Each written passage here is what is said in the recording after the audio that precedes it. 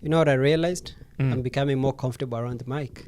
Oh, The yeah. first one we did, I used to like fiddle with it and be like, Like you think just having it in front of you? So yeah, is on? like I was conscious of it there. But now it's Mm. just I have become one with the mic. The podcaster's creed. I have become one with the mic and I. Did growing up, did you remember any activities or did like family activities or church activities or friends activities that like helped you not be shy in public, like speaking in public? Ah. And I'll tell you what I asked. Tell me yours. I feel like you already have it queued up. Yeah, I by accident, I think just because of the culture maybe. Mm-hmm. And maybe because of the school and church, like when I was like growing up, it was almost like all about making the teenagers like not be awkward. So like, you know, in church groups they would make the That's younger funny. people like Yeah. pray. Ah. At school there were so many like projects about speaking and doing a presentation. In your family, like growing up, like you had to do some sort of like I don't know, activity or performance to open your gifts in Christmas. You know, all this stuff, like, it was really, like, all about, like, not being shy in front of people. Man, that's what's up. I don't Because know then, you're, like, properly socialized. I guess Because so. they know once you step out into the world, you gotta be... I don't think they did it on purpose. Like, yeah, well, let's get these people to actually, like, be good on the mic. But by accident, it do you turned think it just speaks to, like, the strength of the culture? That you socialize even, so unintentionally, but because you know that's a skill they're gonna need for sure. Well, I'll tell you, life. Off the bat, like at least in Mexico, the roasting and bullying culture is like strong. So roasting in the positive front, bullying on the negative, or yeah, there's definitely extremes where it's not productive, but it's really common for everyone to like give each other nicknames, and they were usually about your appearance. What was your nickname growing up? I was just güero. What's güero? Blonde. Oh, blonde. Ah. Yeah. Oh, but which is it's not bad. Yeah. But you also played Baby Jesus. Yes, every play was Baby Jesus or the Angel. Yeah. On that point, then, do you think that was another bit of that being given the space to publicly express yourself in that way without even, just by the color of your hair, you got chosen to be the one to play Baby Jesus. Yeah. I would definitely stage. I definitely was more prominent in the group. Like you could see me from a mile away. Yeah. But going back to the roasting part, like it was something that you kind of just had to like learn to deal with and like get over with and almost like get back to them. Because once you practice that and you can jab at each other, you immediately become friends. Like it's almost like they test you first. Like, are you a normal person that can like are not gonna get offended, or like can you take a joke? Like it was just immediate. So you guys have like your mama jokes, or what kind of like? It's hard to explain. It's also hard to translate in Spanish. Oh, the moment you translate it, it loses its punch. Almost, yeah. Le huevos. Yeah, tell me. No, like most nicknames were like fatty, gordo, or like gordo is skinny, flaco is skinny. Oh, mal. Mal, like evil, like bad. I thought mal is sick. No. Oh, what's sick? Sick, enfermo. Yeah. Enfermo. But yeah, if you didn't have a tooth, or like if you had a funny like, I don't know, mole, like it was just all about your appearance. But I feel like people kids that were able to like push through that automatically became a little more socially aware. Yeah. What was Josue's name? I'm curious. There was quite a few. Yeah. What was the funniest? What was the funniest one? And then the most, he's not here to defend himself, man. I don't want to put him on blast. But a funny one was Penacho. Penacho at some point, because it goes through stages. Yeah. But Penacho was I remember one very common, because somehow I think he just didn't care much about his hair. And what does penacho mean? Penacho, it's a way to say... So in Mexico, there's a lot of... they call it matachines. And matachines are Actually, we were talking about a little bit about last week. They do like indigenous dances, and they have like the skirts, and they have the big like things in their hair that, almost look like birds. Yep. Well, penacho is the head thing that it's like this. So he never like groomed his hair, so he always had a thing here. So he called him penacho. Penacho. And next time I'll see him, I'll just call him Yeah. Let's see how he reacts. He's gonna be like, what? Yeah. Yeah. But everyone had that. My dad had nicknames for everyone in his like neighborhood, and the uncles and the aunts, and yeah. Dude, that's what's up. Like, it just humanizes everyone for sure. Mm-hmm. Nah, I don't. To your question, I don't think I had something like that. I'm trying to think of maybe a cultural thing that the kids had to do or go through, or I don't know how much you went to church, but the church bit for sure. Yeah. And I think that's just with any Christian culture. So there was Sunday school every week. We had our Sunday thing, and then there was also kind of like singing at the main church. But I don't think it was the way you're saying as super intentional to make the teenagers like, okay, you guys make a presentation or do this. I can't remember it being that way. Because the only other social thing that I'm thinking from that age, like teenagehood, was initiation for us is a huge deal. Yeah. I think I've told you before. So for my tribe, they do it at, I want to say about 8th. Once you graduate 8th grade, going to high school. Because in Kenya also, that's just a huge marker. You take to be able to go to a good high school, you must score very good on this exam. Yeah, it's called the KCPE. Even public? Even public, yeah. Okay, cool. Because most are public, and then you also have private. But you must get like really, really good marks. So I think that's some super strong marker before even initiation, obviously, because it's like, okay, you want to get, it's the same way here. You want to go to a good college, you better get a good ACT or a good SAT. But then the initiation bit, each tribe does it differently. So it's funny because it's like, as a young boy, dude, you grow up just knowing that day is coming. Oh, really? Yep, that day is coming. And you see your uncles go through it. And was it I think I'm sure it depends on the kid, but was it more so of like a stressful coming, or like a expectation, or like am I gonna be good at it, or am I gonna do good? Like I think it was both. For me, it was both. Yeah, because bro, it's like you've grown up seeing a part of your body, and you know there's a day coming. Yes, that you gotta explain the situation. Yeah, for the listeners. Oh, you're growing up knowing there's a day, because the circumcision is not done at birth like it is here in the West. So you know there's a day. The day is coming. So you'll have to face the blade, and you'll have to samurai. Yeah, you have to take it out.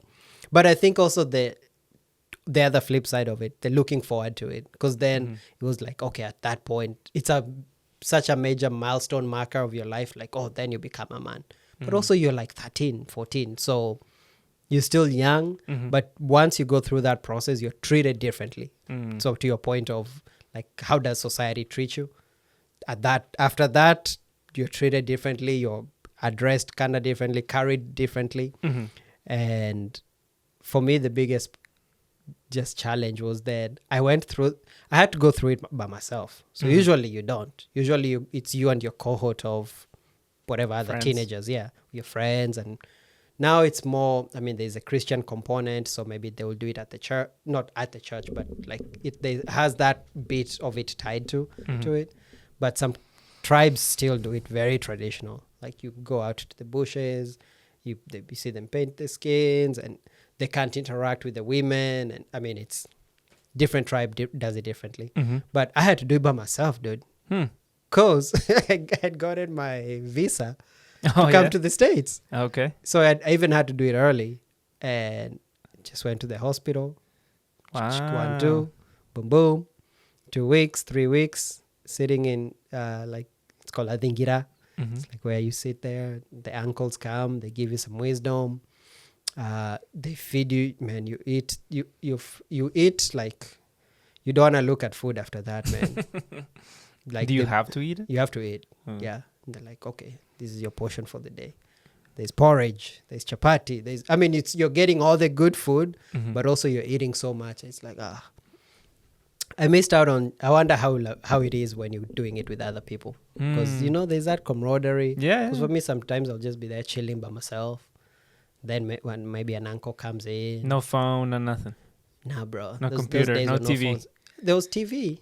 Yeah, there was TV at least. But you're just chilling. Before you go to the bathroom, you make sure there's no ladies out there. Like you're kind of separated in your own little area. Yeah. So that's the one major one that I can think of for like a bit of stuck socialization to prepare you for the society you're kind of about to jump into. Interesting. Yeah. Yeah, because a lot of the stuff I'm describing also happened a little bit after. Not even close. This version is not even close to that. But I do remember growing up in the church I grew up to. There was like a specific age where you were now part of the youth group. Yeah. And it was, in high school or middle school, whatever, you like interact with people that are maybe a year or two older.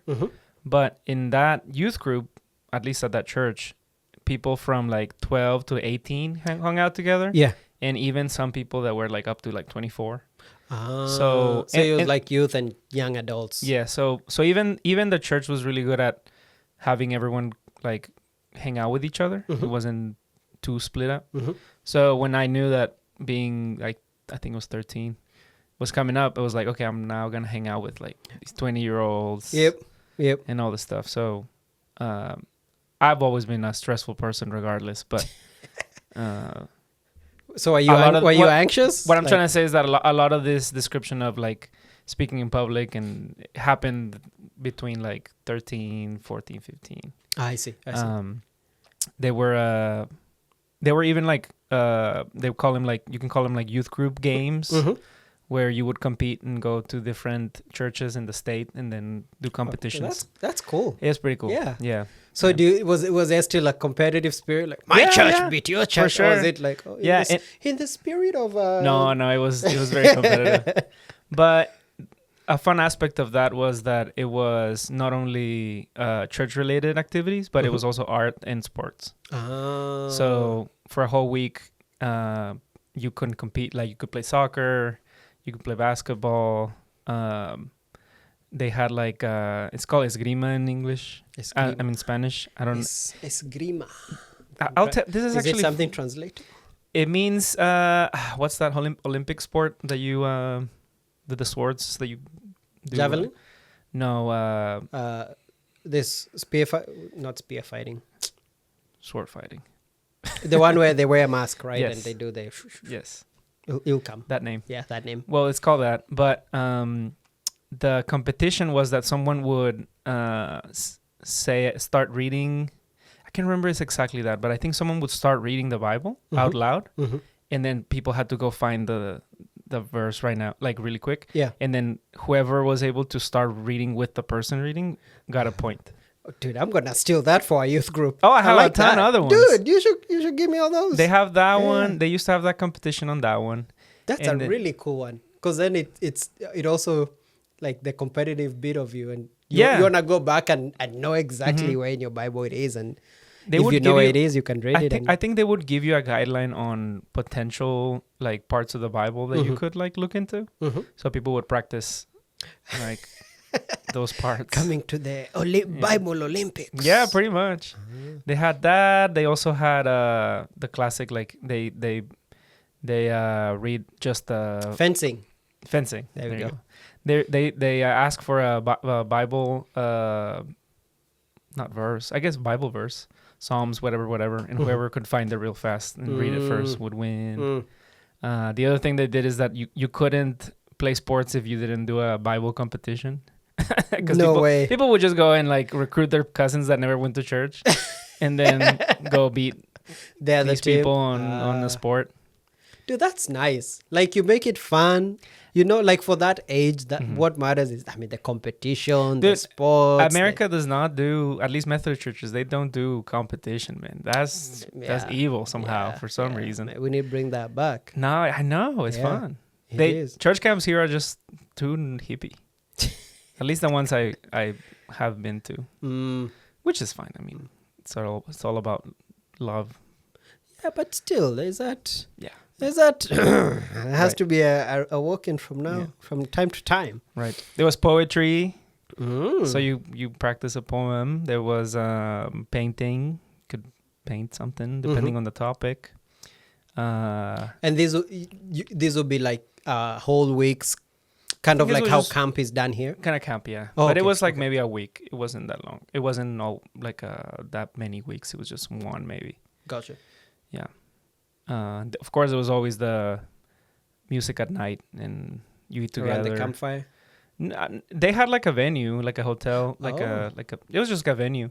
Dang, and they fancy. had like, I thought you were in the deserts of Juarez. No, you and nature with your youth group versus the other church. I'm gonna use that when you talk about Africa too. Did you see lions? Yeah. Yeah. No. And it was fun because you got to meet people from other places, and then you got to eat together every evening, like camp. Yeah. You could sneak out and talk to some girls too. Hey. If you met a cutie that you're never gonna see before, you sat with her during worship, all that young people stuff. Yeah, it was fun, dude. Teenagehood, man. Yeah. Those years were crazy. Mm-hmm. I feel like my teenagehood just kind of flew by. You think so? Yeah, or at least my memories of that time period are just kind of bundled up and fuzzy a little bit. Mm-hmm. Yeah. I always feel like I stopped growing at 16. Do you have an age?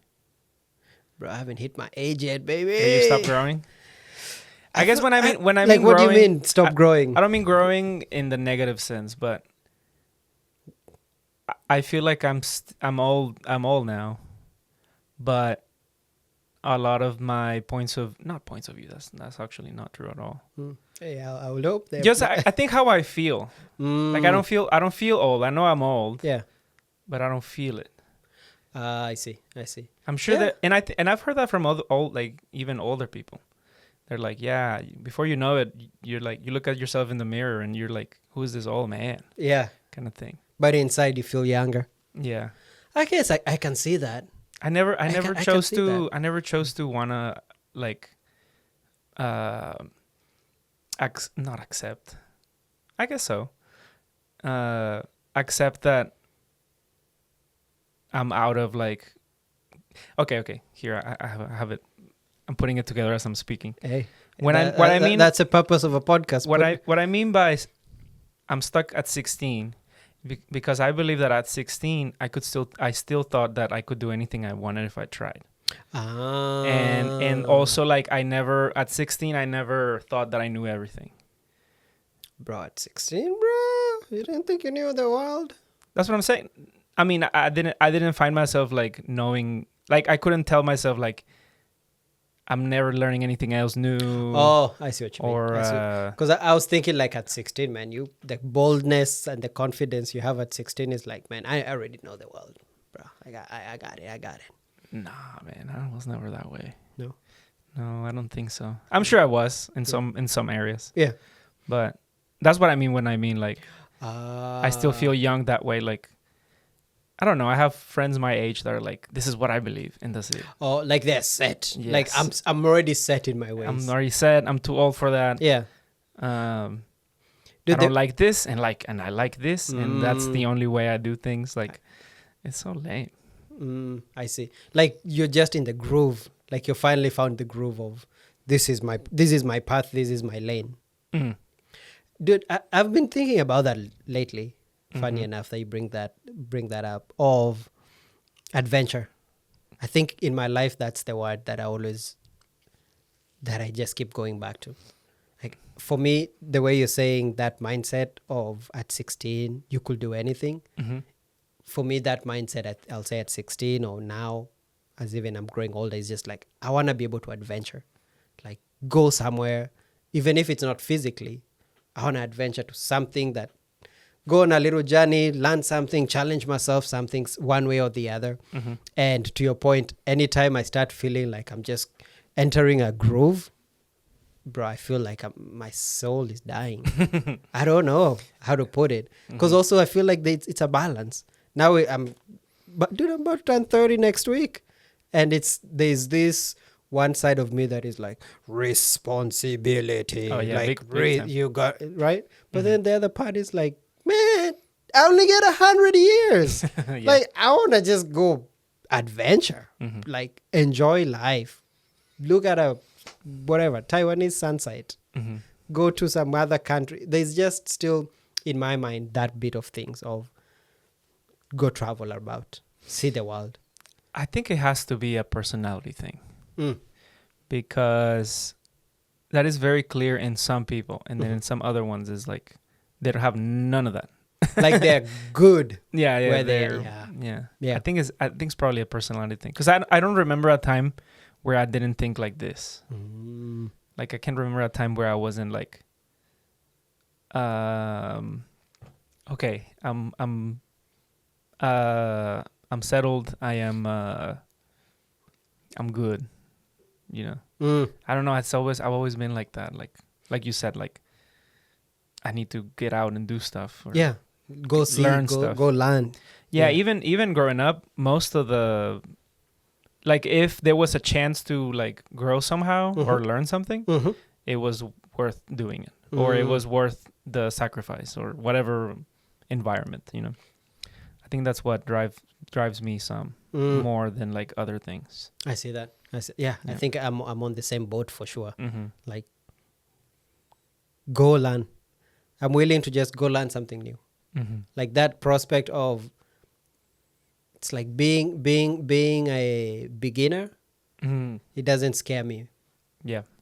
I think that's why I always like, even in the podcast, remember when we were beginning, I was like, bro, let's just do it. It doesn't matter. Like, let's do it horribly produced, but we did it. Like, we're still beginners. And being embracing of like, man, I'm a rookie at this. Let me learn.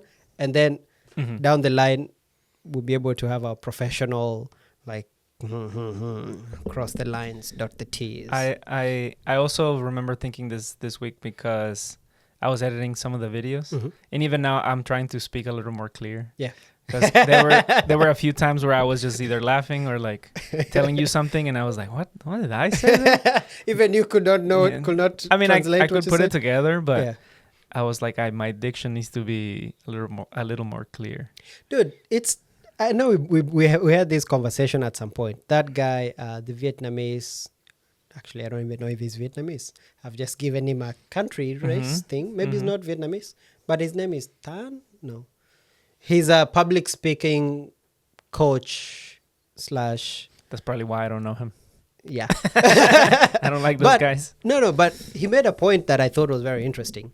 He was like, we go through life just kind of speaking in monotone for most people, and we think if you can train, if we think speaking in different ranges, in different like waves, mastering your mouth. Is it your mouth that makes the noise or your vocal cords? The whole thing, I guess. The whole thing, right? And using that even in conversation, like we don't spend enough time learning about that, is the point he was making. And I was like, yeah, I agree with him. Because a lot of people sometimes be like, oh, if you go into a big room and you present like this and someone will be like, he's being phony. He's not speaking his real voice. But you are. You're just playing this like an instrument. You're just more aware of it. You're more aware of it, and then you train it. Like, I think that's the part that I enjoyed, that you can train it. Yeah. Yeah, I hope people don't shy away from our podcast, because we both have very specific like ways of speaking. Well, they'll miss out. I think you eventually adjust whenever you hear an accent. Definitely. Because my wife definitely understands everything I say. Sometimes I go to where her family is from, and I have to repeat myself. They got a little twang. Yes. Yeah. But I mean, it's not. They're not doing it on purpose. I have an accent. So. That's true. But over time. Because I'm thinking even to the people the podcasts that I listen to, like the first few times I had, I mean, their voice wasn't registered in my mind yet. It just was annoying. And I can't blame somebody if they listen to us for the first time. They're like, but you just keep listening, then I feel like you have a little database of that person's voice. So when they put it, you hear it, you're like, oh, okay. Let me tell you a funny story about that, or similar. I went to a private elementary school that was teaching. Private. My parents wanted me to learn English. El Jefe. There we go. That's what happened. Yep. They found this little school that taught English as a second language, but like half of the day was in English, half of it in Spanish. So I was able to pick most of speaking English in those years, which was really helpful. And it was fully. This was in first Texas? grade? In No, Texas, it was in the Mexico. US? In Mexico, okay. First grade through sixth grade. Oh, nice. Yeah, it was cool. I actually loved that school. It was awesome. Because even though it was private, private school in Mexico is still like very. The tuition isn't crazy expensive. Oh, okay. It's just manageable. It's a little more focused. It's just for see. people that want to pay a little more and get their kids to learn English kind of thing. It's for parents who want to pay the ultimate sacrifice. Yeah. My parents got their kids up on the next level. My parents got into a lot of debt. Maybe not so much a lot of debt, but there was a point where they could have just taken us out of that school, put us in public school, and then have them not be in debt. But they found the value in it and they pushed through it. Man, it was cool. I'll tell that story another time. But so eventually, I graduated from that elementary school. That wasn't middle school, and my middle school, I guess in Mexico it's 7th through 9th grade. I was in another middle school that wasn't as good in the English department. They did have an English class, but it wasn't like the whole time it was English, right? Oh yeah. So I lost a little bit of it. And even growing up, speaking English, I didn't speak it at home. So I could read. I could read and understand English really well. The accent wasn't great. I could speak fluently, but it was fluently, but it wasn't that good. Well, did you watch like English TV? What helped me a lot of that time to retain the English was watching anime. That's your love for anime. That makes sense. Yeah, especially I'm 12, 13. Like that's when your likes and get like super solidified. Yep.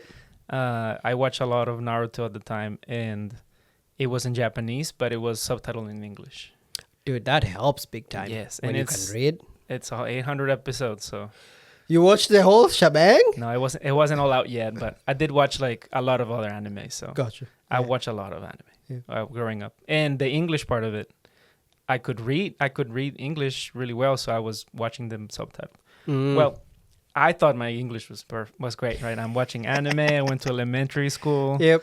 I'm doing good in my middle school classes. Well, one of my we go to Albuquerque because I have family there, and one of my uncles takes me to we go to the movies, right? And I usually don't go to the movies in the US, but I was like, okay, we're just watching a movie in English. This is gonna be fantastic. At the time, the really popular movie was Pirates of the Caribbean. Oh yeah, Jack Sparrow. Yes. Yeah. Oh yeah, dude, those movies are nice. Oh, they're so good. Yeah, I watched the second one. I sit down, the movie starts, and it's all in British, like English. You know, because they're in the that's the accent they're using. Yep. I did not understand a single thing. And I was just trying to... And of course, they don't put subtitles. They don't have subtitles, no. And I was trying to say, to save my life, I was trying to understand what they were saying. Yeah. But the accent just threw me off. Like, that's not how they spoke anywhere that I've heard before. Yeah. So I sat 2 hours there, and I was like, my uncle was like, "Did you like the movie?" I was like, "Yeah, it was great." I didn't want to be mean. At least it's entertaining. You can kind of follow. I could kind of see what was going on, but I had no idea what happened. You missed all the dialogue. Yes, I missed the whole thing. It makes me think of that. Have you seen that clip of, I think it's Trump in the White House, and there's like the Indian delegation or whatever, Mm-hmm. and then an Indian reporter asks a question in English, right? And he's like, "Nah, I don't know what you're saying, man." Like, so Straight up. straight up, yeah. So one of his compatriots has to translate his English into an English that, yeah. So definitely, dude, the accents for sure, man. They can. Even, I mean, it's happened to me. I speak to people sometimes, or not so much now, but if we ever went to the U.S. and visited, like, my parents were like, go ask for this, go speak for this. Yeah. Mm-hmm. Yeah. But now I can say I'm a professional British connoisseur of British language, or what is it, accent, because of my like 7-8 seasons of Love Island I've watched. Love Island UK.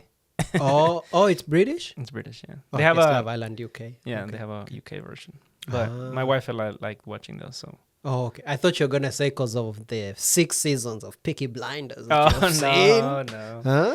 You know, I've only watched one season. No, get out of here.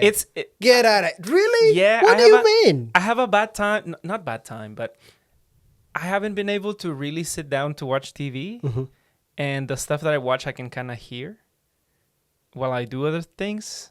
But then you can't enjoy. Exactly. That's why I haven't watched it, because I know this is good and I want to, like, pay attention. Oh, okay. And I can't, because I can't sit down to watch, like, something. I see. And I mean, it's mostly is because I end up watching something with Ali, or. Oh, that makes sense. That makes sense. We'd rather watch something else. Dude, come to think of it, even for me now, like anything that I'm watching, pretty much it's because we're watching together. Sacrifice. Yeah. But I miss Peaky Blinders. Let me tell you, I know you were recently married. Yep. But I'm not as recently married as you. And I've recently been like, I'm done watching nonsense. Yeah. I mean, I say that, but we watch Love Island, right? But at times she's just watched something she wants to watch, and I go watch something else. In just different rooms? In just different rooms. And I think that's healthy. I'll tell you that. Tell me more. Because sometimes if you sacrifice even those little things, or your partner doesn't sacrifice those little things, it happens so often that then you realize, man, I'm really not doing anything I want to do. And then you don't want to be a little resentful against it. Even though it's just TV, which is not important, it's still stuff that you would rather not do or do. I see that. Yeah. I do see that point. Yeah. Yeah, like sometimes for me, I just want to like have a afternoon, go and read or something. Mm-hmm. And it feels like, breather. Yeah. That's interesting. Yeah. So for you, how do you balance that? Like, because then it's like you, her, and then the marriage. Mm-hmm. Let's just balance say, what, the TV? Let's use TV because it can be used as an analogy for many other things. It depends on the week a lot of times. Because if I know that we might not have a lot of time to spend together over the weekend because of whatever, we're out of town or there's something planned, then I would rather spend some time with her in the weekdays. But if there's a week where I know like we're both going to be free all day, all Saturday, Sunday, I know we're going to have some of that time later. So then I'm like, I don't want to watch this today. Or I'm tired from work. Yeah. You can go watch that over there. I'll go play a video game or do this other thing. Gotcha. Because I think for now, for us, we're still kind of in that stage of we're watching something, we're both going to watch it together. Right? But I think there is that bit of sometimes, you're right. She just wants like, I just want to go over there and watch my podcast about the ladies talking about whatever they're talking about. Or I want to go over there and watch a sermon. And I'm just like, okay, I just want to be over here. And you go watch it with her? Yeah, you so do. That's what, you do. Okay, honey. No, I've watched a few. I've watched a few. But then I think we just kind of come back and like lately it's been we watch the same thing. Like so we're watching House. So it's like we both sacrifice for that. But I don't think it's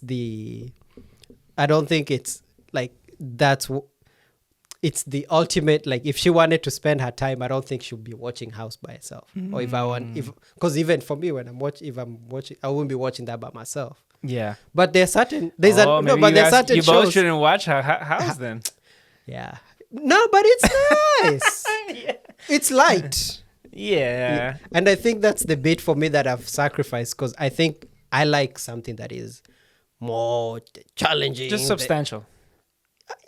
I don't know if substantial is substantial in the manner of it really challenges me. Mm-hmm. Right? Like it challenges it makes me go and spend the next day, I'll be thinking about it like, about that thing. I don't know if I would have done it like that. So like something like Peaky Blinders, there is so much going on that it leaves you, right? Or like that show, Sons of Anarchy. Dude, that show will drain me just dopamine wise, because it's so much has gone on in 45 minutes versus something like House. I mean, yes, they're fixing I don't know if you've seen House. Yeah. Oh, you have? I haven't seen the whole thing. I used to watch it when it was coming out with my dad. Gotcha. Yeah, My like dad they're liked it a fixing lot. the patient. Like it's fun. You watch it. The episode's over every episode. And it's a happy ending. Dr. House and his team most of the times. So even you go to bed, it's light, right? Because we were watching The Rookie. Have you seen The Rookie? And sometimes my wife will go to bed and be like, man, it had too much violence. Like, I don't want to go back and watch that. It's too much. We do have sometimes to, if we watch something serious like that, like, okay, let's put a Disney movie on or something. When I don't know if you watched the show You. No. It's about this sociopath. It's like it's the best example of like a sociopath that like is in love with all these women. Dang, like a Ted Bundy looking kind of situation? No, that's why it's I mean, I guess so, because he's just obsessed with them. And does he kill them? Yeah, some of them. Dang, some people. Hey. That show is good, man. That show is really good. Especially it makes me think of Dexter. But I guess Dexter is a different. Dexter. So Dexter is the good thing about, at least the show I liked about You. Do you remember watching Death Note? Yes. Where they talk to themselves the whole time. Yes. Like you hear that internal chatter. It's just exactly like that. Oh, dude, I liked Death Note. So he is like the whole time, like the whole thing is him like doing motions of him in his room and thinking about how he's gonna plan to do this thing or that. And it's cool because it's not like, yes, I'm gonna do this and I'm gonna trap her and then she's gonna fall in love with me so I can like control her. Like it's more like, she is the love of my life. I can't live without her, so I have to do this for her. So like he even believes like what he's saying. That's what makes a sociopath would do, you know? Yeah. But it's really cool. He's like he owns a library, so he's into books. Dang. He's good looking. He knows, like, he's like stealthy. He knows how to control situations, control people. It's cool. It's really cool. And it's not just happening. You can hear him like think. So it's told from and it's short like that too? Or is it short like this? It's still a show. It's still a show where there's a lot of scenes where people talk to each other. Yeah. But the main part is himself, like the self-dialogue. Thinking. Oh, okay. Dude, what is it on? Netflix. Ah, man, I don't have Netflix. No, Netflix. Yeah, dude, that's the other thing though, either. bro. Because I borrowed. we haven't been getting that Netflix. Cause, dude, that's fine. Dude, no, it's just the good shows that are on that. Bro, I'll find myself becoming a couch potato times 100 with man. Netflix. Yeah. I mean, yeah. What do you have? Do you have anything? Hulu and Prime. Hulu and Prime. Yeah. Oh, we have borrowed Hulu, but we have Prime. Yeah, there's good shows anyway. Dude, but Netflix is the king of, I mean, those dramatic, the dramatic kind of shows like that. HBO is a little better. That's true. Maybe they're better, not better, but they're just maybe more dense. Even more avant-garde. Like, yeah, you're right. They go for a little Game more of Thrones, kind of new. Succession.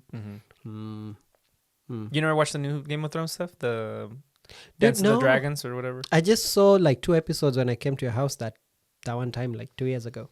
Really? Yeah, that's all I've seen. I feel like it was better watched with people. Not with people. How do I put it? Like, it was better if you could watch it, then go talk about it with a friend. Like, that was what. But now it just feels like a huge investment emotionally to sit down, try and catch up on the stories and this house and that house. That's why I'll just rather watch House. Nah, man, like really now, after, for me, I'll say maybe one dense show like that every once a year or 6 months. Yeah. Like when I was watching Sons of Anarchy, dude, that thing is dense. Like, just whew. It's on Netflix. Where is it on? Hulu. I'm gonna watch it. You should. Yeah. You will. Well, but also you didn't finish. What was the other one you said you thought it got too dark? Breaking Bad. I was gonna say no. I finished Breaking Bad. Oh, there was another one you told me the other day. You were like, yeah, I couldn't finish that. It was so dumb. It was the cartoon with the doctor and the kid. Oh, Rick and Morty. Yeah, oh, Rick and Morty. Okay, never mind. Okay, yeah, it's not the same. It's not the same, but it gets. They push the threshold of Sons of Anarchy. Yeah, Sons of Anarchy.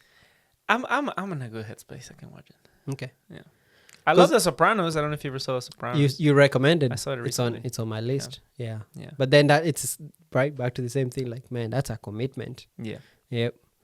Dude, I remembered what I was gonna ask you. Oh yeah. Because you have a dog, right? I do. And there's this YouTube guy who I've seen a few YouTube shots of his. He's like an animal chiropractor.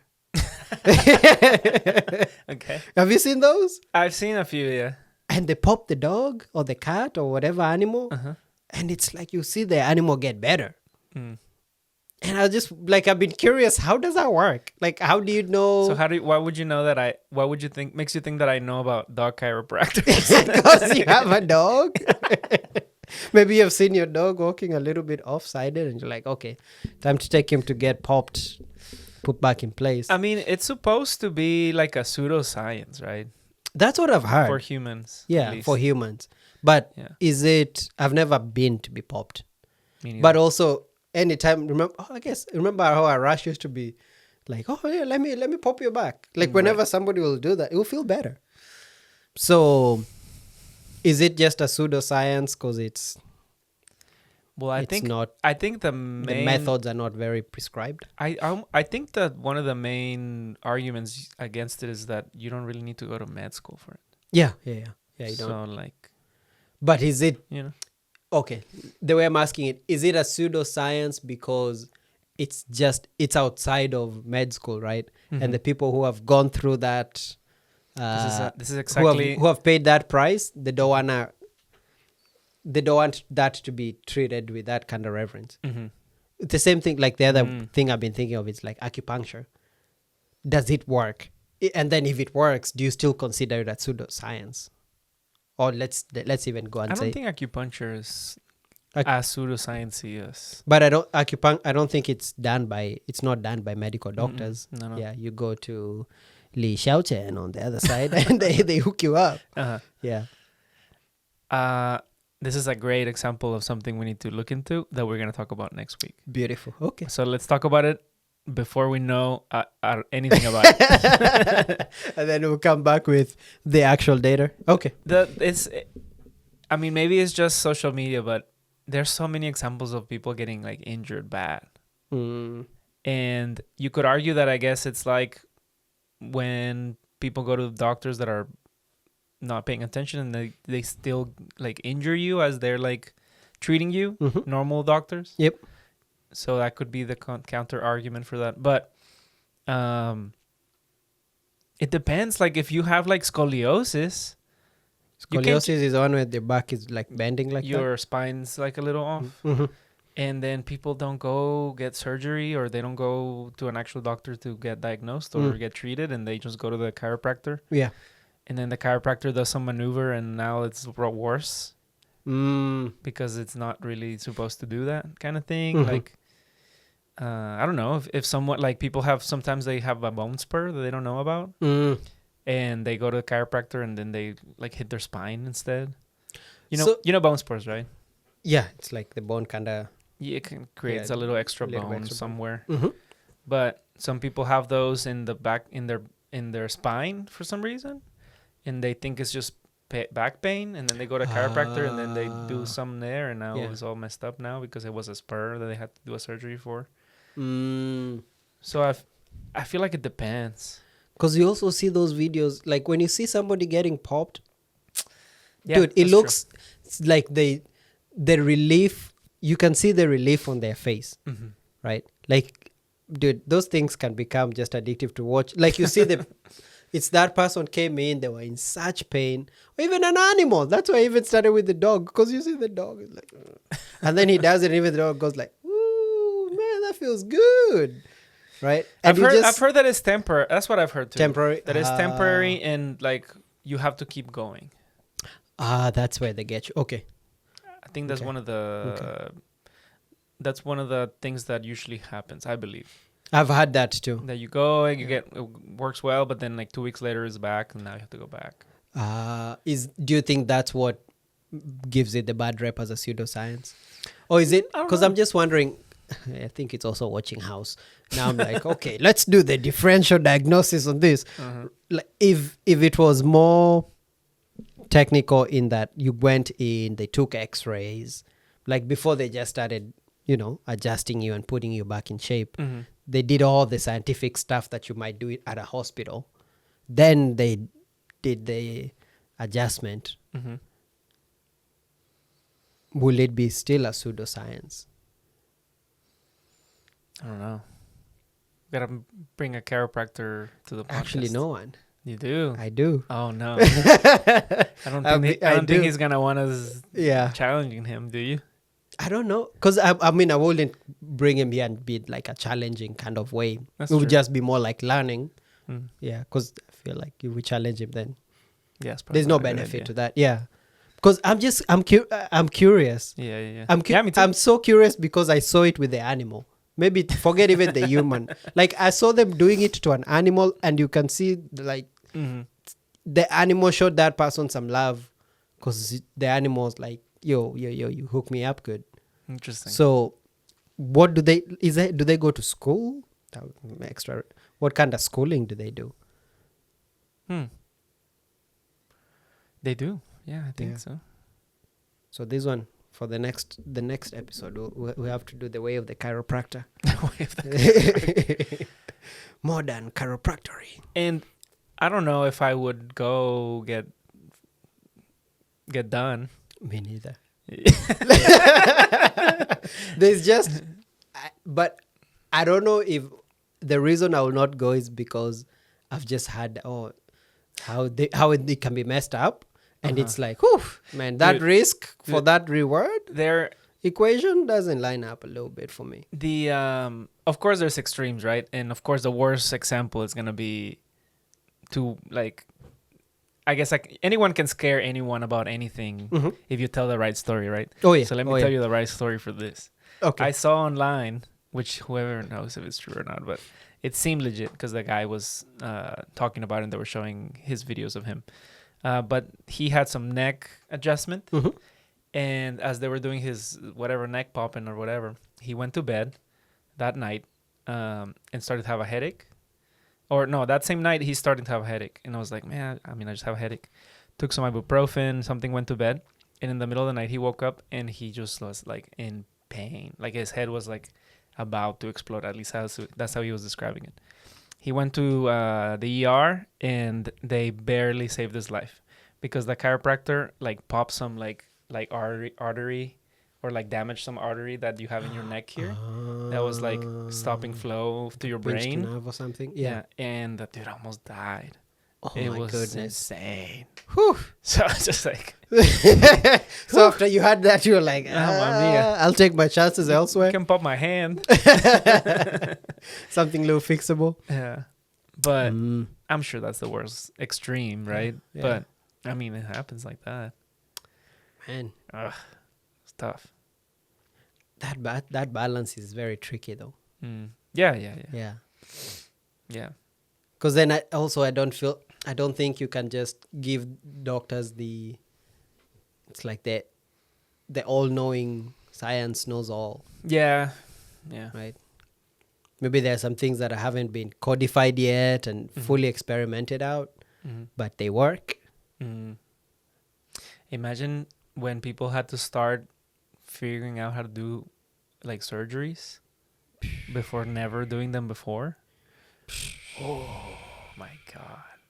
Those people had to be a little crazy. Some of them were. Even now, surgeons, I think, a little crazy.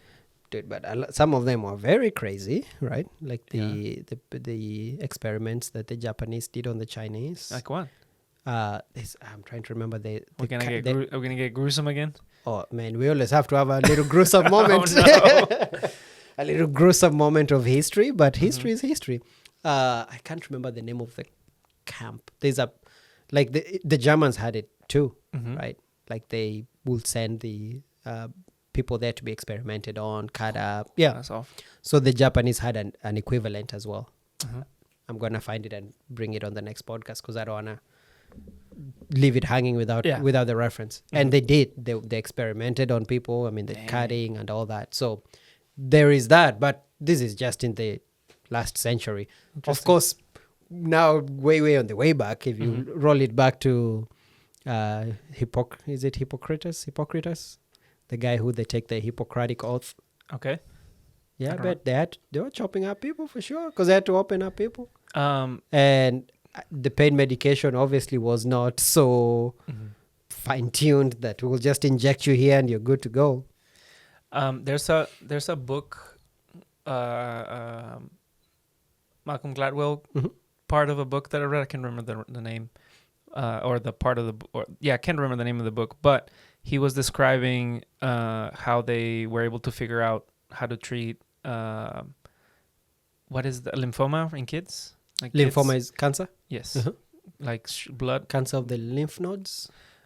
What is the one that is like blood cancer for kids? I don't know. I haven't reached that part of house. I want to make sure it's the right cancer. Because I thought lymphoma is the cancer of the lymph nodes. We can cut this part too. You said cancer of the blood? I think that's the thing. Leukemia. Leukemia. Okay. Cancer of the blood is blood cancer. Yes. Leukemia. Yeah, leukemia. The way that they were able to figure out how to treat leukemia was that because there's like this like it's just very like strong chemo pretty much. But whenever they were experimenting with chemo, they were noticing that kids would just bleed to death if it was too much chemo. But if it was too little chemo, it didn't do anything. Because they have to pretty much fry those cells. Yes. Yeah. So for however period long, these people were like, okay, we don't know how to treat your kid, but if you allow us, we can try our best, and using your kid will figure out how to get there. Woo! You talk about gruesome. Yes. Oh man. But sadly, through that experimentation of how much chemo and how often and when to do it and frequency and all that, they are able to cure chemo on kids. I'm sorry, leukemia for kids, like pretty. I mean, relatively, it's still dangerous, but relatively easy compared to other cancers. Curing leukemia for kids is more often you can do it. But a lot of kids had to suffer through understanding the ratio of chemo and all that. Is pretty nuts. Man, that's always a tough one. Yeah, because it's the one perishes for the good of many. Yeah. Back to the conversation of sacrifice of last week. Yeah. I mean, right? that's a it's sad when it comes to children, but I think the example we're trying to talk about is all these now seem like normal things. At some point we're like just crazy out of the normal, or like almost impossible, really.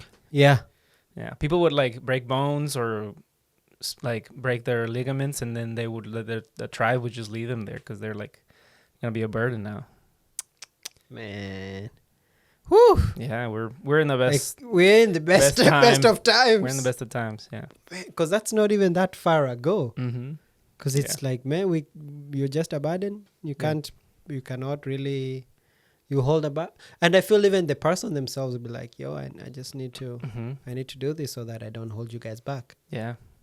And even like when I tore my ACL, I got to, I am how I am. I got to read about it and what happened, how it gets done, all that. And even recently, in the last 20 years probably, they were able to figure out how to do it without being so intrusive. Because before they had to open your whole leg. They had to open like the side like this to like open you up like this. Dang. Why? I don't know. But they used to like... But like the knee's just here. I don't know. I guess the tools were weird to get in there. I don't know. But yeah, for some surgeries that, like, I guess sports-related surgeries, they really had to open you up. Dang. Did they did they give it like a little pig skin in there for your ACL, or what did they? They took part of my hamstring actually. Oh, do you feel a little something missing over there? In the hamstring? Yeah. Yeah, a little bit. Not missing. It's just like it's not as strong. It's just more. I have to warm up. Stretchy. I see. It's like a little tight. But through rehab, I was able. I can stretch it just fine. And it's fine. I mean. Oh, I thought they couldn't give it like a little pig's muscle or something. They do. Am I thinking of? They do something the cadaver part. Yeah. They didn't do it that way. I don't know why. Wow. I have strong hamstrings, I guess. Hey. Yeah. Those soccer hamstrings. I don't know. But yeah, that's insane to think about too. Dude, the sacrifice of how many people I think the ratio though is highly tilted towards more of those experiments and those kind of things were done on people who were unwilling. Like well, at some point, it was not in their will for that to be done on them. So you're saying that I didn't know this. You're saying there was a time in history that they like moved away from, like there was like a code of like doctor code or something like that? I don't know if there was a specific time, but I think through time it became more formalized for sure. Because now there is the Hippocratic Oath, but I don't think they actually take the oath, but it's the like do no harm way, do no harm aspect of medicine. Because I think then before that, if you just got some mad experimenter there, they might come out with a good solution for the rest of humanity, but the life in front of them there's harm being done to them. Yeah. I was trying to find the name of that Japanese camp because I don't want to leave that one hanging. Let me just get that really quick. Yeah. Oh, here it is. It's called Unit 731. Say that again. Unit 731. The Japanese camp that conducted horrible medical experiments on Chinese civilians and prisoners of war was called Unit 731. This was between 1935 and 1945, so World War II time, right? Let me see here. Activities: live vivisections, with it dissection without anesthesia; biological warfare experiments, testing for pathogens like plague, anthrax, cholera; frostbite testing; this was a horrible one. Forced sex and pregnancy experiments. What? And then weapon testing on live humans. Yeah. Victims. Estimates range from 200,000 to 300,000 people experimented on. Jeez. Mostly Chinese, but also Russians and Koreans. After World War II, many involved in Unit 7... there's a famous book, I think, about it too. Many involved in Unit 731 were not prosecuted in the Tokyo War Crimes Tribunal. And the U.S. I think this is the part that's always very, very funny, because also it happened with the German, with the experimentation that they're doing in Germany.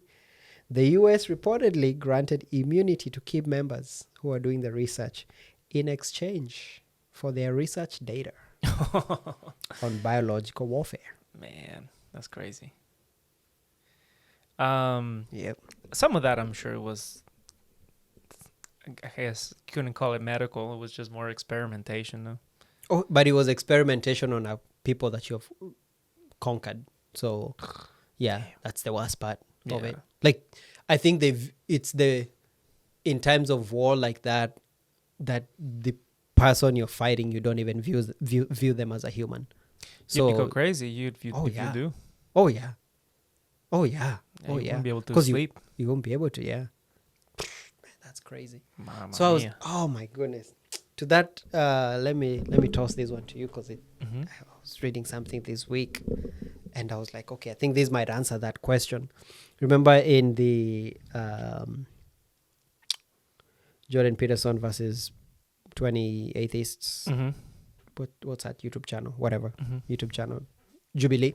In that Jubilee session, and that one young man who asked him, how do you make sense of God commanding the Israelites to go and kill their God neighbors. Commanding genocide? And that question was just lingering in my head ever since, because he didn't answer it. It was a very hard question, but no, he didn't. He did not answer it. Right. But whatever reasons he had for not answering it. And I was reading that same book I was reading that I mentioned last time, Joseph Campbell, and he was like, okay, because the way Jordan Peterson answered it was like, well, in times of war, right, the rules of war are different from the rules of peacetime.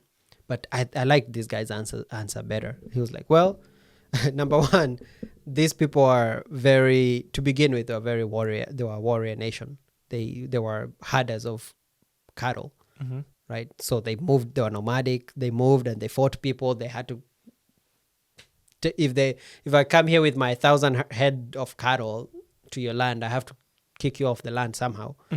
So, right, like, killing of a foe was not nothing they could not stomach. It wasn't as morally conflicting as it is today.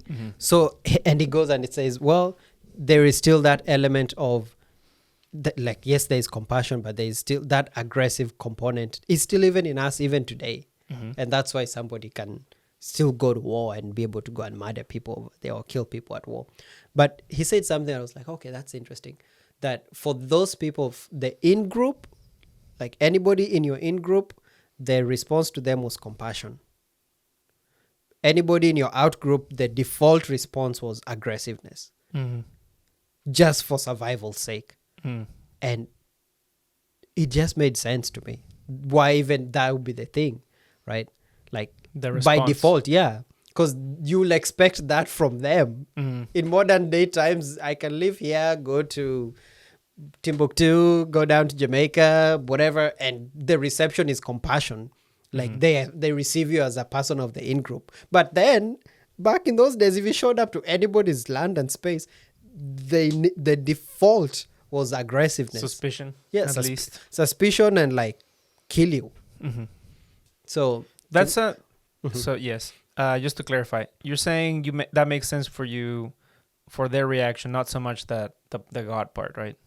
I think the God part I'm still wrestling with. Right, but then it made sense even if it's the God part, in the context of that time. Yeah. It made much sense. Yeah, of course. Even because I was thinking about it, I was like, okay, the war one, I see it in the instance of war, but then that seemed more like cultural, like more just way of life mindset of how do I interact with an exterior person. And it reminded me of something I'd had Ben Shapiro say one time, and I was like, oh, that's very clever, very true. That in his home, because he's known as like, oh, capitalist all the way. He was like, no, in my home, I'm a communist. Right? Like, that's to funny. My kids, it's to each according to his own, right? Like, I don't treat my kids in a capitalistic way, but to the rest of society, my face is capitalist for sure. You can't give them that compassion that you give to your home, because they're not going to give you that for let me tell you this wild thought. I don't know if you believe the whole the Bible is like literal or metaphorical, right? That's aside the point. But let's just assume, for the sake of conversation, that some of those stories are metaphorical, right? Yes. What if, this is just an analysis, and who knows, this just came to mind. Mm-hmm. What if societally, or in the context that they acted like that, right? Mm-hmm. What if the people that were telling those stories at the time put that part of God telling them to do that, to like almost don't feel as bad about doing it? Ooh. That would be interesting. Yeah. Because like they projected it. Yeah.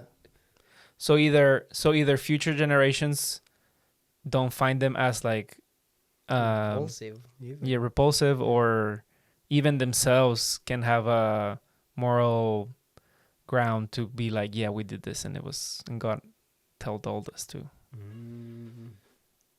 Because I mean, even in current religions, like if your religion or your God, if your God is the true God, mm-hmm. whatever you do is almost kind of like backed up by Him. Mm-hmm. Yeah. So maybe it's a little bit of that. That interchange is there for sure. Because what if you don't want to do that, and then God tells you to? You're gonna go kill. Then you'll be acting against your will. Yeah. Is it just then?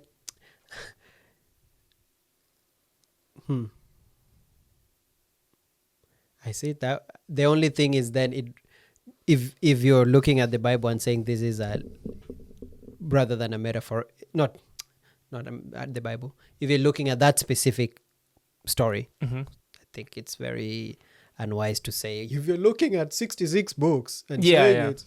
If you're looking just at this, that one part. just that one part, and you put all the honors on the people, then you're robbing God of that agency. Like you're robbing God of the sovereignty of He speaks. Yeah, and He speaks through the prophet, or He speaks His word. Because you could also say that it's very convenient that the parts where God told people to kill people were metaphors, and it was by the humans. Yeah. That's convenient too. But then I think also the other bit that is, I mean, it leaves so much weight on that, is that why would they include it in there? You know? Yeah. If it was for the, if we take the path that they're doing it for the self-preservation, maybe to not be seen by their descendants as too evil. Mm-hmm. Like, wow, they could have just chosen to not include it in the books and be like, nah, you know what? We're going to whitewash that history a little bit. And we're going to, we're not going to tell about Juneteenth We defeated the whatever. We conquered them and we brought their heads back, right? So I think that's the part. Also, as the history is being told, there is so much...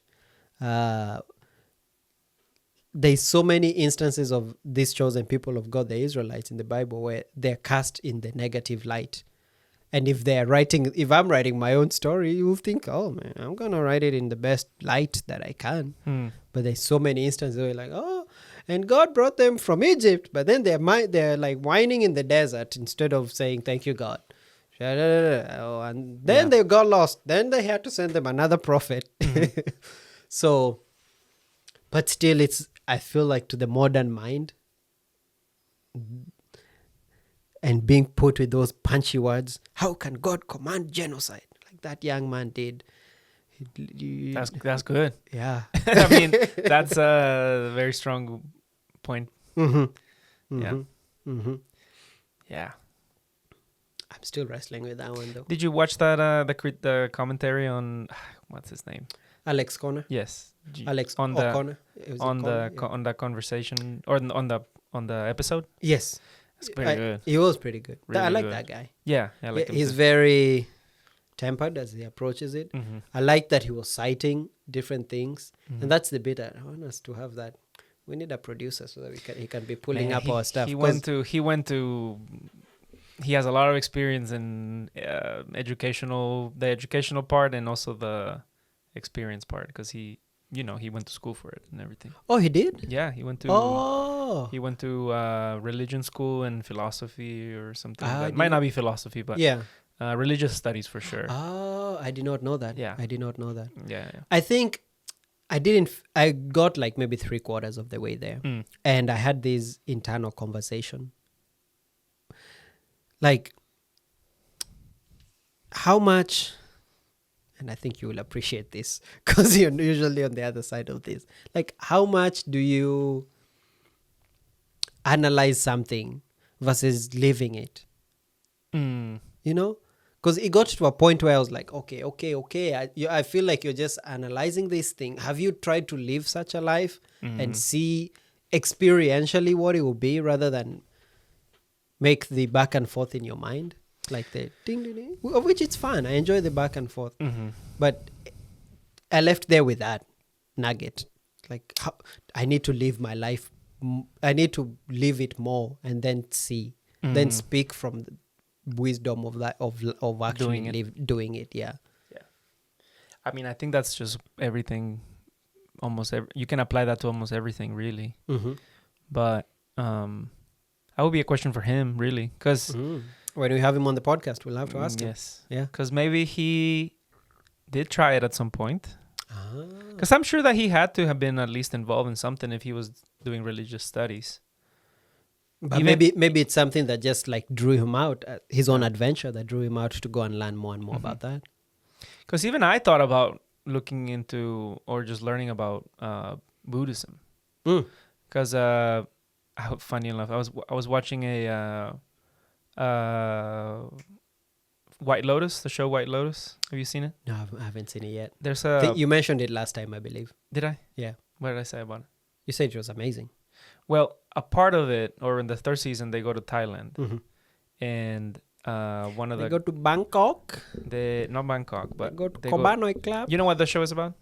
Like there's a hotel. Yeah, there's resorts in different countries, and it's about the people that go. Yeah. Well, was a younger girl that wanted to go learn about. Oh, she wanted to actually stay and live a couple years there and learn about Buddhism and stuff.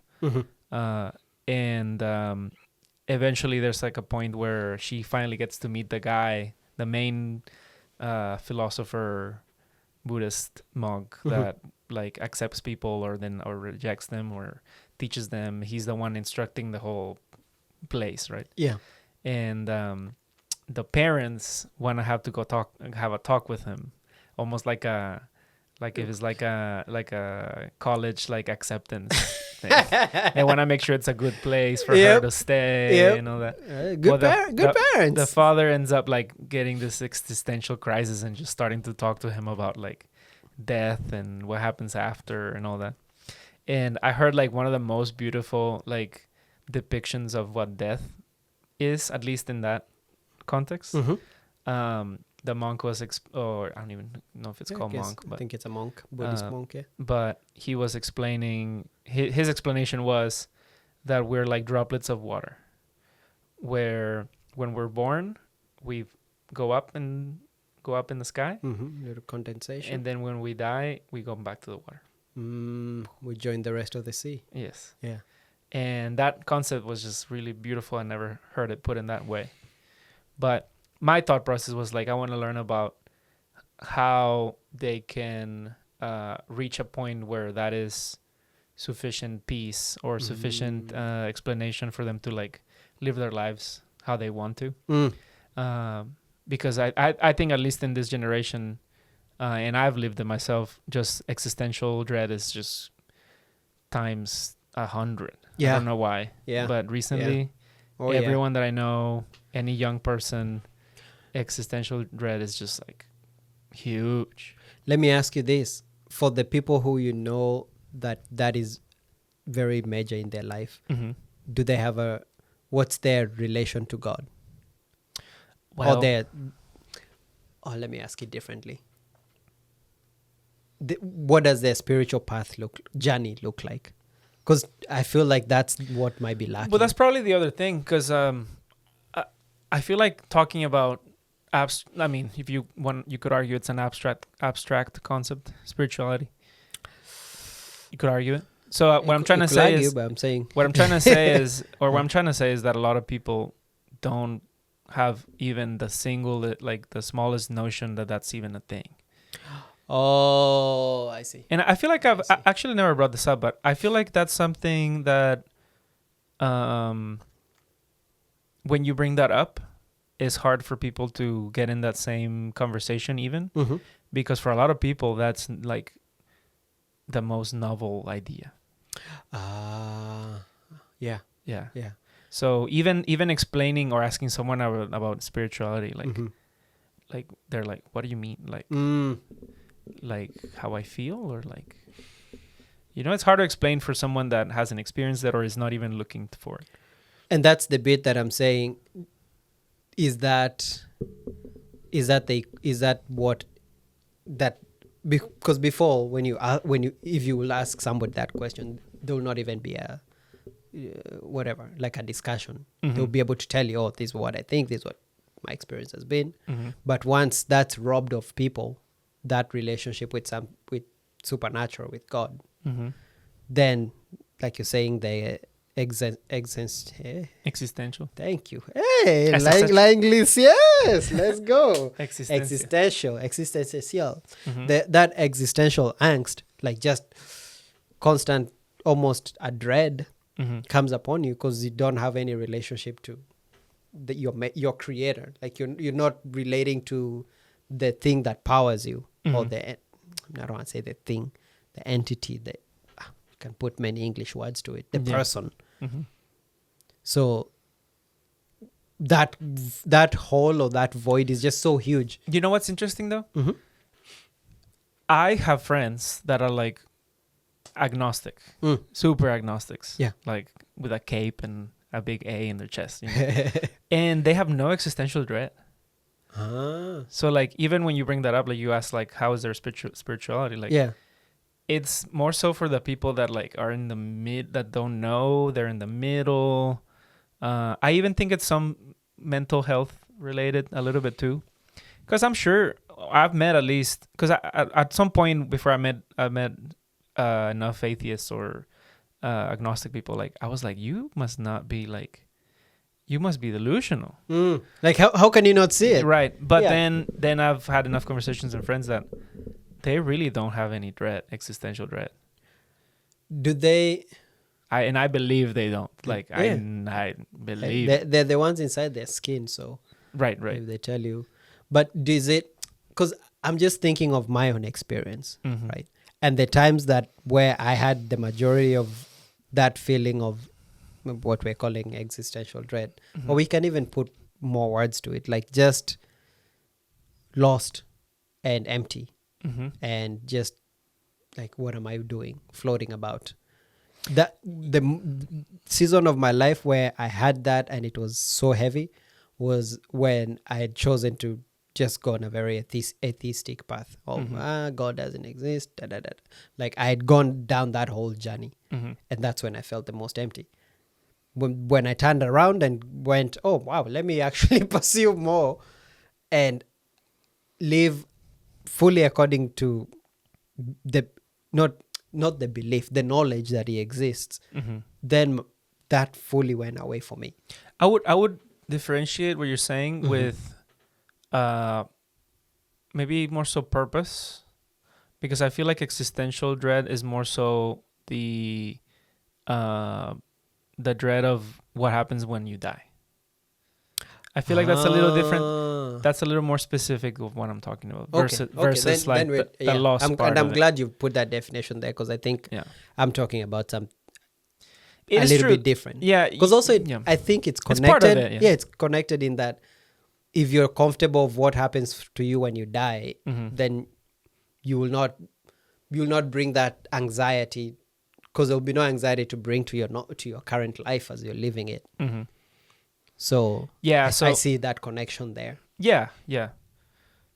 So the first example I was saying was the droplet of water, right? Yes. The part of the dying, you die. But I mean, it's all part of the same. And you ask about their spirituality. Yeah, it's just, I don't know. It's tough because like I think like we both a few years back we would think like that is so personal. Yeah, you know, like it's the most intimate of questions, which is true, and it's hard to start a conversation like that, right? Mm-hmm. But I'm sure everyone thinks about it. For sure. There's no way no one. For sure. Yeah. Yeah. I feel like your spirit just longs for it. You can, and I think the more you, let me speak from my experience, the more I ignored it and I pushed it to the back, the more, it's like anything repressed. Like you push it, but you know, like within you, you know there is some part of you or an element of you that you're just repressing and pushing to the background, and it just like it doesn't go there quietly. Yeah. It doesn't really didn't for me. Like and I think that fight back maybe is what the response is, that existential angst we're talking about. Like that just almost a fear, dread of what happens, fear. but also like Fear. you're not fully living life. Yeah, you spend so much time thinking about it. It's stressful. I think some of it is mental health, and I say that because of myself. I think some of it is just anxiety, stress. Do you think it's that it over time grows to be anxiety, stress? Or do you, yeah.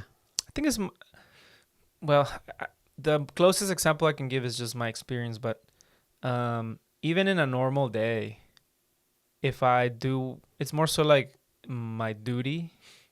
I feel like the existential part you're talking about is that like your duty of like you're here to do something, right? Yeah.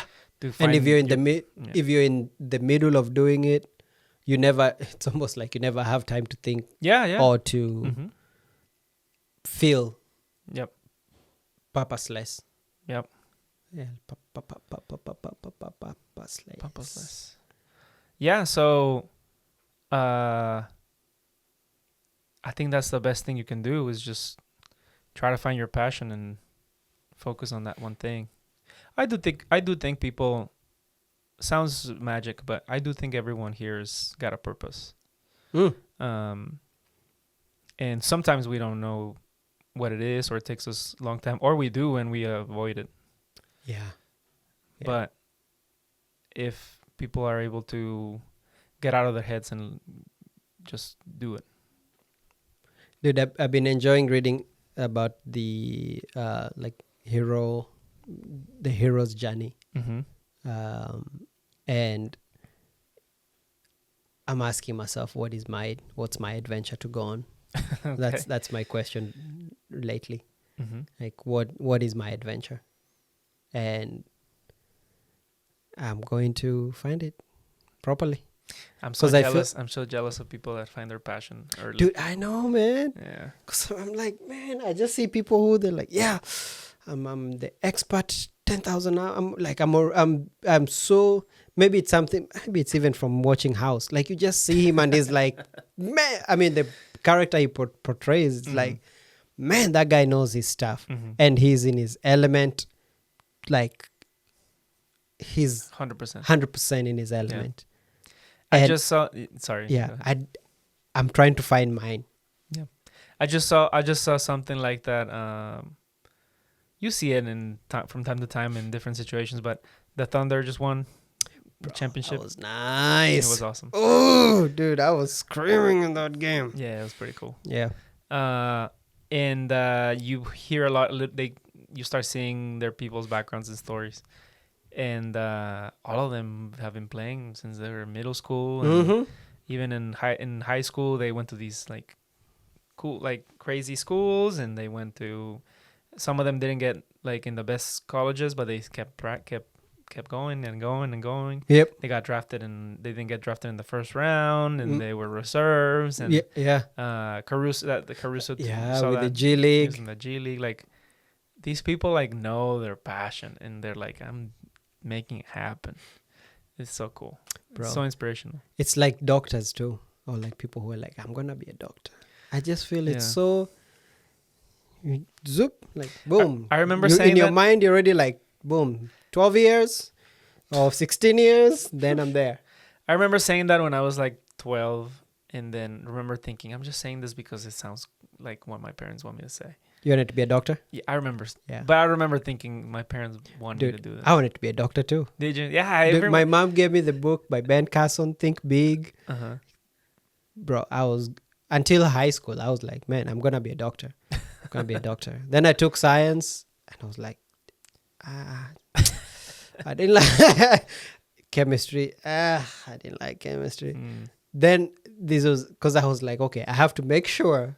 Like, I want to make sure before I close this door fully that definitely this is not my thing. I think I was like a junior in high school. I went and volunteered at a hospital.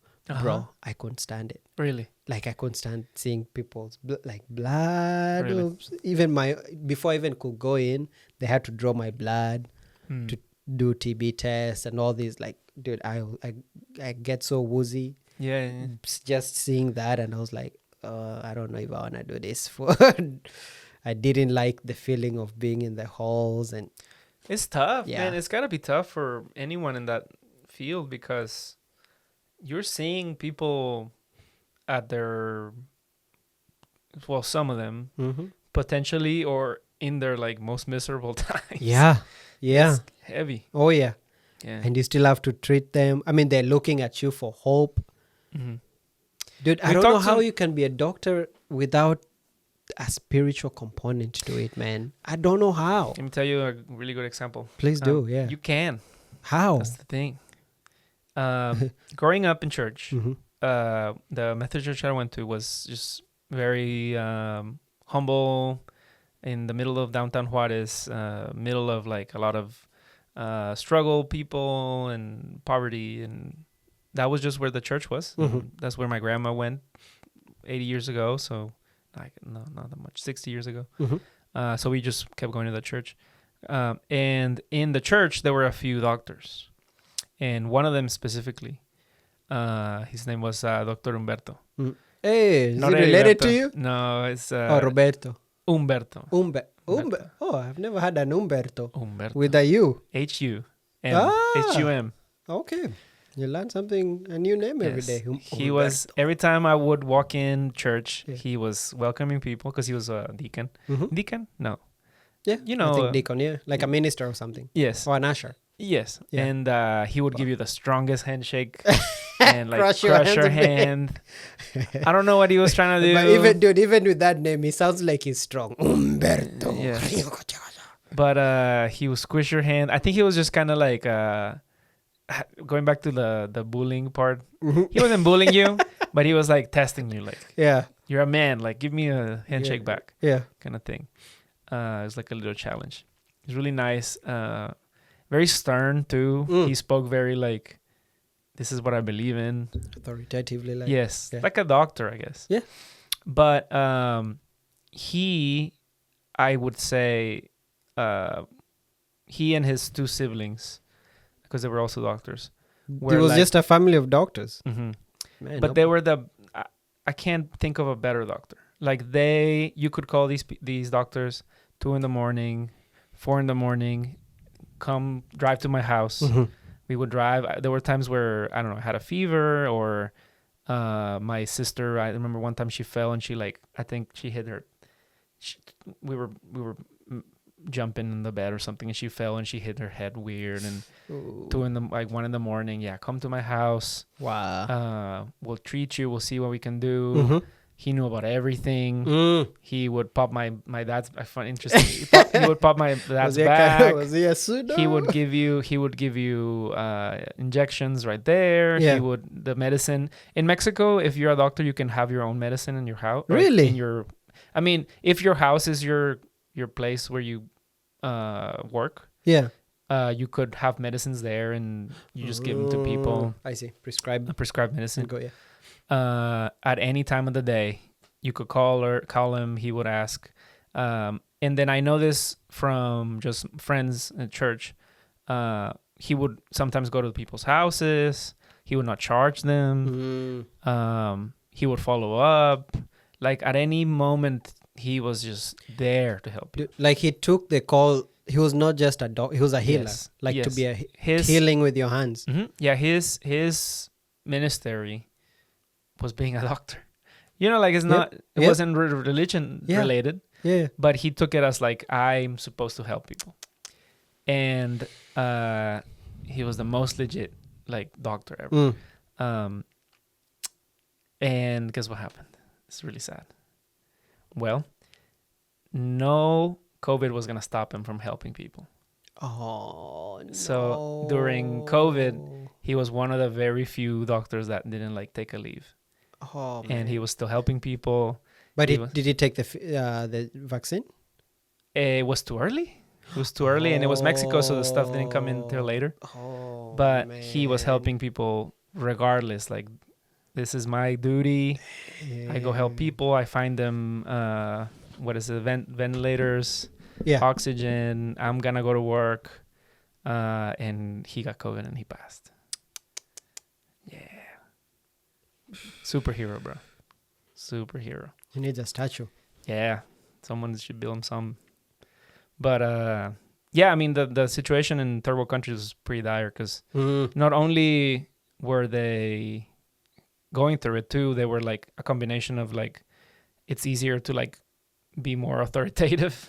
Yeah. So they were all like really in their house forever. So it was like a mental health like crisis. Oh, man. The facilities weren't as up to date. So not every hospital had everything they needed for that many people. Even before the vaccines got there. Vaccines got there later because they got in November here, October. Yeah. And over there they went there to like wait later and. Man. But that wasn't gonna stop him from helping people. Dude, I bet you like even if he died for him, he felt like he lived a full life. I wish I had talked to him. I don't know. Wow. Do you think he left some memoirs or something? Maybe. I don't know. You should find out for his children or something. Maybe he left. I bet you for a man like that who like lives out their purpose. I bet you they take some notes down or something for the next generation. I'm sure. Like, I'll just love to see the inside of his mind. He had 3 daughters, and they were about like maybe like 7-8 years older than me, but they were really nice. They were really nice girls. They would like be like Sunday school teachers, and I would take classes from them and stuff. Hey. But they're really cool. Cool ladies. And I mean, I after I moved here, I never reached out, but hey, now you have a reason to reach out. Yeah. Crazy story with him too, because churches always try to figure out a way to help the youth, right? And they 1 year or two they decided to do this like a program where they would assign some elder of the church to a young person, and they assigned him to me. And that's how we it wasn't like we would hang out all the time, but some of the adults didn't take it as seriously as he did. And he I remember for a few months we would like all get coffee and he would ask me questions about God and kind of like telling me like helping me to find like my purpose within the church, like stuff like that. And a cool thing he did too for me was that he taught me how to drive stick shift. One of the days of the month we went out to this area and he taught me how to drive stick shift. Dude, and, that's life right there, man. It was a really cool experience, and he always been really good to my parents, and even his sister is my family. My family calls her all the time. And she's super nice too, super cool, dude. Like that. And I'll tell you another thing too, like because we're comparing also I want to make a comparison on the American medical system. I'm sure it's not like this, but most times everyone sees you but the doctor. Oh yeah. The doctor like winks at you, like choop, comes in like choop, choop. Hey, right. You're good. Hey, right, I'm off. And anything else like you do this, truly blah, blah, don't blah. Feel seen. That's a good way to put it. Exactly. They see you but you don't feel seen. Exactly. Yeah, unless you're like dying or you got some deadly disease. They're like there, but aside from that, they don't care. I don't, it's not maybe not care is not the right word, but they don't find it as it's not their duty. Like they're there to just treat you, kind of, not bring healing of any sort. And it makes sense. Like a lot of hospitals make money by the amount of people they see a day. Mm-hmm. So like if they can, I guess the American way, if they can make a process where you can see as many people as you can in the same day, like it's that's like how it works. I feel like that's an entity where, going back to that example of treating this one as a communist thing versus a capitalist thing, that context needs a different lens. It needs that socialist, like, taking care of, right? Fully engaged, one-on-one. Yeah. Not the moment you introduce money in there. And I remember from talking to him, he told me this really interesting thing about how to identify good doctors. Oh, please share this. Man, he left you with a notebook inside your heart. Forget this notebook at his house. He's left you with a life of memories. He was legit. He said to identify a good doctor, instead of asking questions, you get the patient to ask you questions. Because a lot of times you go to the hospital, a lot of times you go to see a doctor, and the doctor asks you, do you have a fever? Oh, yeah. Do you feel this? Yeah. Do you feel this or that? Like, they're trying to find a diagnosis, like, fast. And depending on what you tell them, they just tell you, oh, it sounds like this. But he would sit you down and say, what are you feeling? And then depending on what you say, then they would ask, like, do you have any questions for me? And then that makes the patient think, like, okay, I have to like explain this little weird thing here, or that like I've been feeling, and it also the story to them feels legitimate. Then it's not just like, oh, I bumped my toe and that pain has not gone away. Right, and they're not. I'm sure they're trying to find a real diagnosis, but based on the question they ask, they almost have like this path of like, well, it's probably this. Like, for example, one time I had the worst headache. Like when I say headache, I would assume that's how migraines feel, because it was just throbbing, like tight, and I was like nauseous, and I couldn't even like eat. That I was in so much like discomfort, right? Little Hedy was like, struggling. Yes. So eventually, same thing at middle of the night. I was like, hey, Elias can't like even go to sleep because his headache is so bad. So we went to his house, and he asked us, like, what do you feel? Oh, I have this headache. And then when did it start? And something like that. When did it start? I was like, oh, I was thinking about this time. And then he started asking my mom questions like, do you have any questions, or do you notice anything? Yeah.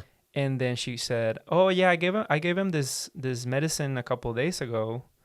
And it was what medicine? And show him the medicine. It was for kids. And I think at the time I was already like 13, 14. And then he asked, how much did you give him? It was like this. I gave him a little extra because it's for kids. So then compensate a little bit. So he found out that through his deductions and looking at the medicine, that I was going through withdrawal from having too much medicine. Dude, that makes sense. Yes. Yeah. It's like coffee withdrawal. You feel a little your brain is like. So my mom accidentally doped me. And whenever I felt better, she stopped giving me the medicine. Yeah. But then my brain or whatever headache or whatever was from the withdrawal from too much medicine. Man. So he deducted that's what it was, and then gave me this heart like headache thing. It's like it should go away, and it went away. But since the other way, he could have just given you something more. Giving you something else. Take this, or I don't know, even more scary, like go to the hospital because you might have something in your head, you know. But that's just one example. But then, do you think? Because we've been talking about this a bit at church. Pastor preached on it recently. Like the doctor who is spiritual. I mean, it's like they're in a different category. Right? They truly, they're in a different. Yeah, even if they're playing a different game. Yeah, even if his spirituality leads them to do it to help the person. Yeah, yeah. And you live there feeling where you say it, like sin. Yeah. Oh, and I didn't finish my point. Oh, yeah, continue. Regardless of what whatever it was, he explained to my mom and to me like everything. He like gave us like a history lesson on like stuff.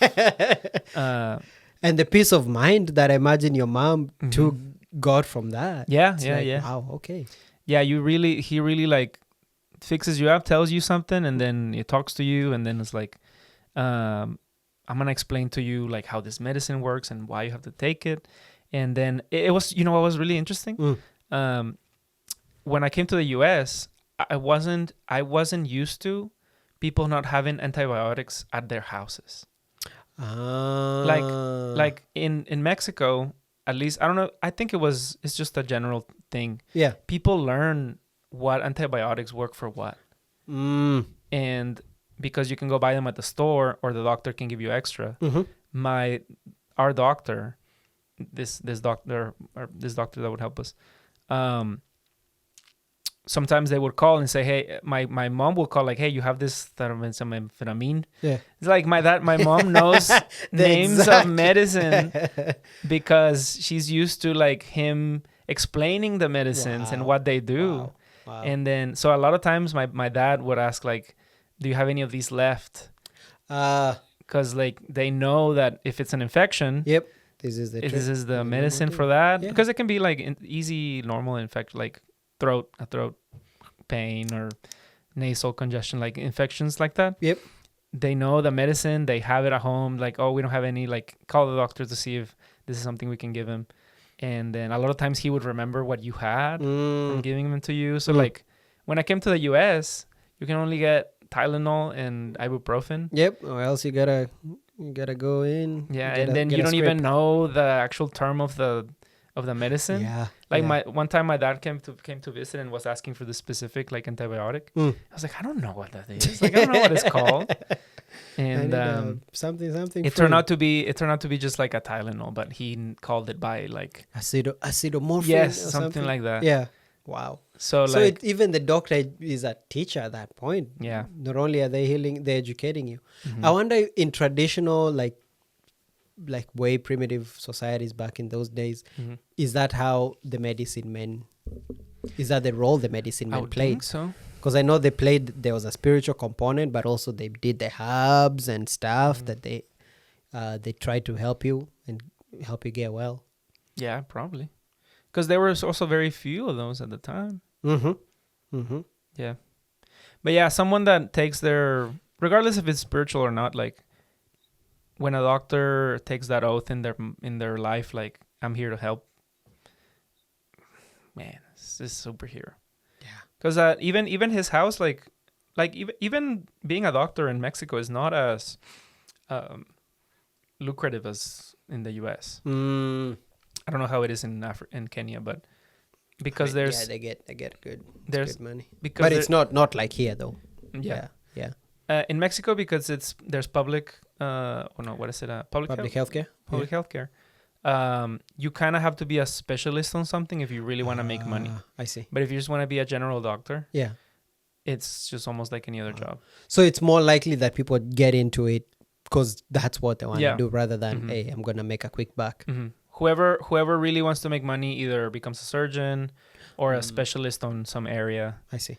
Even dentists like don't make as much as money as like the ones that do the surgeries or so like, and I don't think he was maybe he did study some specialty, I'm not sure, but he was a general like family medicine. Yeah. His place of work was at his house. Man, that's nice. Yeah, he had his office like outside his house, and it wasn't a mansion or anything. Man, dude, you should see if you can reconnect with them. Yeah, maybe. Because I mean, just the way the little short form of it you've given you've given to me, it sounded like he lived a very meaningful life. Like if that's the impact he just had on you, now imagine all the rest of the community. I still call his sister doctor very frequently if I have a question. But there's also the doctors, so like Yes, a little respect. show a little respect on the name. Yeah. Mr. Humberto. Umberto. Umberto. Did he have a big belly? I don't know why that name just makes me think of. I don't think it was. Mr. Humberto. Need 3 tacos. I think he did like his tacos. Yeah. Yeah, bro. If you ever get a belly, I'm gonna call you Humberto. He went from Heriberto to Humberto. Yeah. Oh man. No, that's never happening. I told myself. Yeah. I'm on that same path. I'm not drinking beer right now, so nice. Maybe that helps. Feel better. Well, not have a belly. I mean. Oh yeah, for sure helps. Not have a belly. Yeah, but yeah, that's modern superheroes, man. Doctors are that. Like that. So on the next episode, we need to find out if chiropractors modern super either pseudo heroes. A chiropractor pseudo heroes.